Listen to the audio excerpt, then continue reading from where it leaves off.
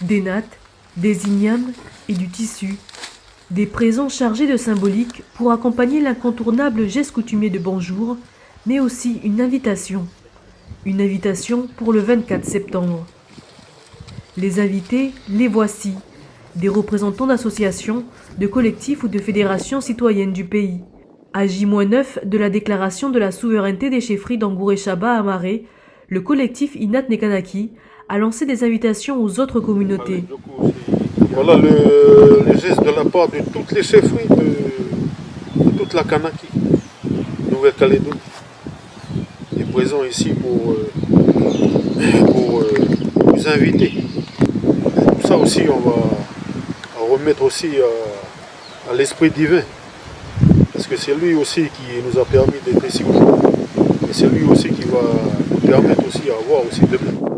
Parmi ces invités, Jérôme, représentant plusieurs associations citoyennes calédoniennes, mais qui vient aussi à titre personnel participer à cet événement qui suscite parfois des interrogations. Je suis ici depuis très longtemps, c'est un pays que j'aime beaucoup. 3 enfants qui sont nés ici. Donc pour moi c'est un impératif de construire l'avenir et de construire un avenir serein, apaisé, où chacun est reconnu dans sa différence. Moi j'ai pas trop d'inquiétude parce que alors, il y a 2 choses. Il y a effectivement, moi je distingue bien la reconnaissance de la souveraineté des chefferies. Pour moi ça c'est... On ne peut rien dire par rapport à ça. C'est quelque chose, c'est le Kanak qui dit voilà, je suis chez moi et je suis souverain chez moi. On peut pas aller contre ça. La civilisation Kanak est là depuis 4000 ans, on ne peut pas aller contre ça. Donc ça, pour moi, c'est un geste symbolique pour le peuple Kanak et j'ai rien à dire là-dessus. Après, quand on parle de la souveraineté du pays, là aussi, j'ai pas d'inquiétude particulière parce que je pense que le bon sens finira par primer, au sens où moi ce qui m'intéresse, c'est pas que le pays soit souverain ou pas souverain, ce qui m'intéresse c'est le modèle de société dans lequel on va vivre. La souveraineté ou pas la souveraineté, c'est un moyen, c'est pas une finalité, de mon point de vue, en termes pays. Les chefferies, c'est autre chose. Mais en termes pays, pour moi, c'est pas une finalité. Donc ce qui est une finalité pour moi, c'est le modèle de société dans lequel on va vivre. Pour que ce modèle de société existe, après, peut-être qu'il faudra être souverain, très souverain, complètement souverain, ou un peu moins souverain, j'en sais rien. Mais en tout cas, je pense que, voilà, pour moi, c'est quelque chose qui va venir après. Autre invité, Alex, un enfant du pays. Je voulais me faire petit devant vous. Représentant aussi de plusieurs associations, ainsi qu'un média alternatif diffusant sur les Outre-mer, le jeune Calédonien se réjouit de cette invitation.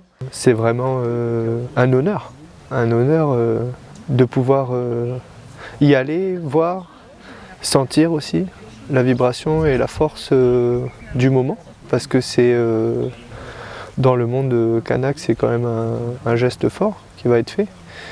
Et de pouvoir assister et être inclus, c'est pour moi quelque chose d'important. C'est aussi au nom des Outre-mer, avec la Guyane, Martinique, Guadeloupe, Mayotte, Réunion, que je vais aller là-bas pour dire voilà, il y a eux aussi qui pensent à nous ici.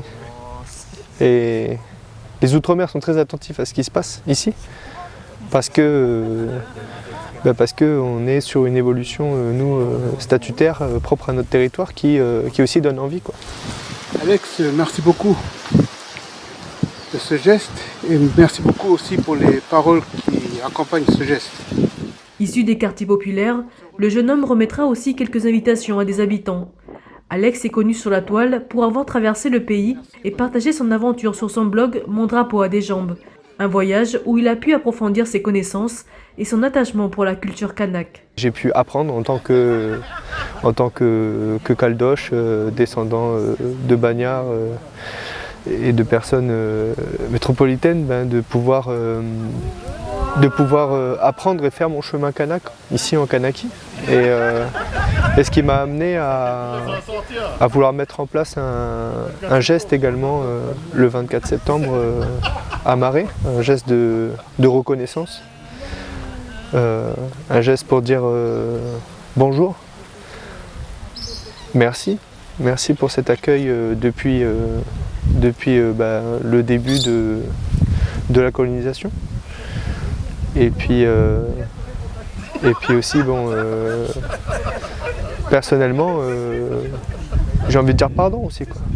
Pardon qu'aujourd'hui, on soit tous responsables, hein, tous autant qu'on est, à ce que le pays n'arrive pas à se comprendre et à faire en sorte qu'on vive unis dans l'amour. Pardon pour ça, mais on va travailler ensemble pour que tout ça, ça change. Un pas vers l'autre nécessaire, voire naturel pour l'organisation Inat Nekanaki. C'est important parce que les vieux, ils ont donné une parole à l'époque. Hein. C'était que il y a déjà le pari de l'intelligence avec tous ceux qui sont arrivés, tous ceux qu'on appelle les victimes de l'histoire, hein, qui ont été acceptés en 83. Signataires, le Conseil des grands chefs et puis le Front indépendantiste.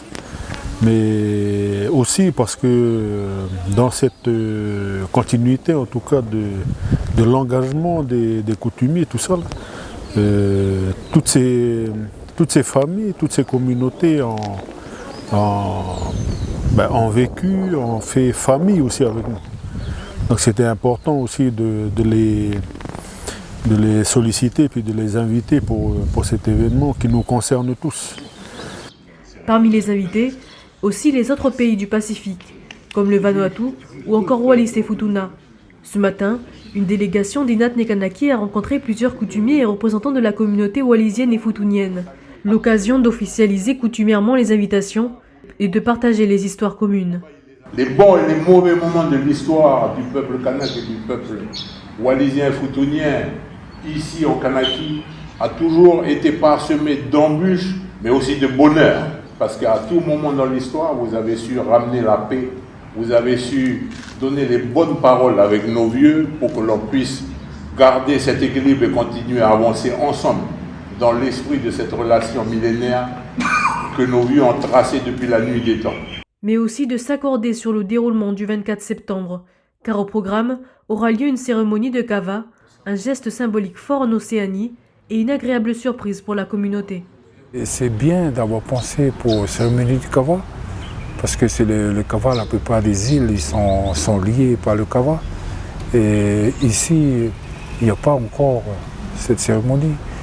Mais c'est assez difficile aussi pour la cérémonie du kava par rapport à nous, en tant que Wallisiens futuniens, parce qu'il y a plusieurs protocoles par rapport à cette cérémonie. Mais si on prend en tant qu'Océanien, l'essence même du kava, qui doit être l'unité du peuple, et aussi qui fait le lien de chacun et donne la place de chacun dans la vie de tous les jours et dans la vie surtout coutumière. Le kava, les tapas, ça représente beaucoup pour moi personnellement en tant que Wallisien. C'est très important, c'est casser ma hiérarchie coutumière. C'est notre façon de vivre depuis nos ancêtres que nous avons maintenu jusqu'à aujourd'hui et c'est notre fierté. L'occasion aussi de partager sur les différences et similitudes des deux cultures et l'organisation des sociétés. Vous le savez, vous là à Wallis et Futuna, vous avez la chance du fait que ce sont toujours les royautés qui sont là, qui sont maîtres du pays, on va dire, maîtres des villes. Nous ici, le fait qu'il y a eu la colonisation, nos gros chefs ont été un peu écartés. C'est pour cela qu'aujourd'hui on veut retrouver cela. Prochaine étape pour Inat Nekanaki, la coutume d'invitation de la communauté vanuataise.